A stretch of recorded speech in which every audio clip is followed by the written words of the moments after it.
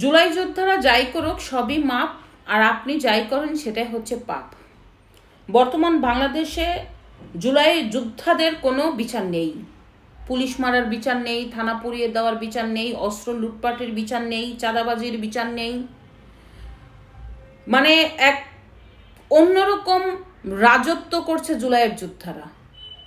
আসলে এরা তো কয়েকজন জুলাই যোদ্ধা, আর আসল যারা জুলাই বাংলাদেশকে একটি সুন্দর রাষ্ট্র করার জন্য রাস্তায় নেমেছিল, কোটা থাকবে না, সেই জুলাইয়ের যোদ্ধারা কিন্তু এখন বাড়িতে ফিরে গিয়েছে। কিন্তু এই জুলাইটাকে কাজে লাগাচ্ছে স্বার্থন্বেষী মহল। দেখেন, কোটা না মেধা করে যারা চিৎকার করেছে তারাই কোটাতে উপদেষ্টা, তারা কোটাতে শত কোটি টাকার মালিক, তারা কোটায় তাদের শ্বশুর বিচারপতি, কোটাতে এক এক চেয়ে এক এক জায়গা দখল করে বসে আছে। সবচেয়ে কষ্টের বিষয় হলো এই যে হবিগঞ্জ জেলার যে সমন্বয়ক আপনার সদস্য সচিব আছে মাহাদি হাসান, সে দেখেন থানায় গিয়ে ওপেন পুলিশকে থ্রেট দিল। অতি কষ্টে পুলিশ তাকে রাতে অ্যারেস্ট করলেও এক প্রকার বাধ্য হলো পরের দিন তাকে আদালত থেকে ছেড়ে দেওয়ার জন্য, যদিও আদালতের কোনো উপায় ছিল না একে ছেড়ে দেওয়া ছাড়া। কারণ যদি বিচারক এই মাহাদিকে জামিন না দিত, বিচারক তার এজলাস থেকে বের হতে পারতো না, বিচারকের উপরে হতো মব। ওই দিনকেই নির্ধারণ হয়েছে জুলাইয়ের যে আরেক মেয়ে, ওই যে সুরভি, যে চাঁদাবাজ, সে নাকি চাঁদাবাজি করে নেই। এই চাঁদাবাজকেও বিভিন্নভাবে মানে অ্যারেস্ট করেছিল পুলিশ। পরবর্তীতে যখন তাকে কোর্টে নেওয়া হলো আপনার আদালতে, একে রিমান্ড আবেদন করেছিল। বাংলাদেশের ইতিহাসে কয়েকটি ঘটনার মধ্যে এটাও একটা নজিরবিহীন ঘটনা যে সকালবেলা রিমান্ড আবেদন, রাতের বেলা জামিন।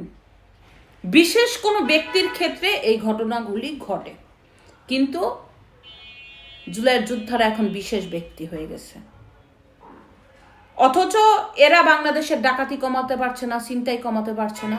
এক অন্যরকম বাংলাদেশের পরিস্থিতি, আর মধ্যে দিয়ে এই ইউনুস এগুলির তামসা দেখছে, পুরোপুরি বাংলাদেশকে ধ্বংস করে দিচ্ছে।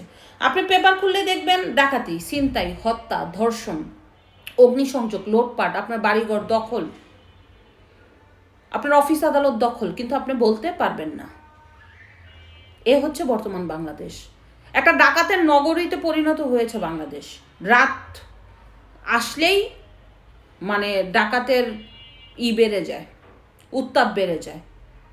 ঢাকা চিটাগাং যে মহাসড়ক, ডাকাতরা বসে থাকে কেন? এগুলি কি রাজনীতিবিদরা জানে না ওই এলাকার যে এগুলি কারা ডাকাতি করে? প্রশাসনের তো মেরুদণ্ড ভেঙে দেওয়া হয়েছে। কারণ যারা প্রকাশ্যে বলে পুলিশ হত্যা করেছি, তাদেরকে জামিন দেয়, তাহলে সেই প্রশাসন কাজ করবে কেন বাংলাদেশে? এভাবেই তো প্রশাসনের মেরুদণ্ড ভেঙে দিছে পুরোপুরি বাংলাদেশকে একটা জঙ্গি রাষ্ট্র করার জন্য। আর এই ইউনুস এগুলি দেখে চুপ। আসলে ইউনুস তো একটা পুতুল সরকার, বিদেশি শক্তির ইন্ধনে বাংলাদেশকে ধ্বংস করার জন্য এই পুতুল সরকার ক্ষমতায় বসে আছে।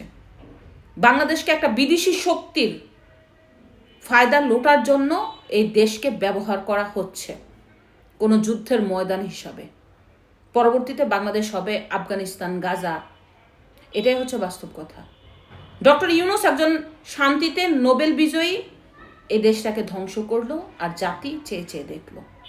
যদিও ইতিহাসের পাতায় কলঙ্কিত অধ্যায় এই ইউনুসের নাম থেকে যাবে, আপনারা দেখে নিয়েন। ধন্যবাদ।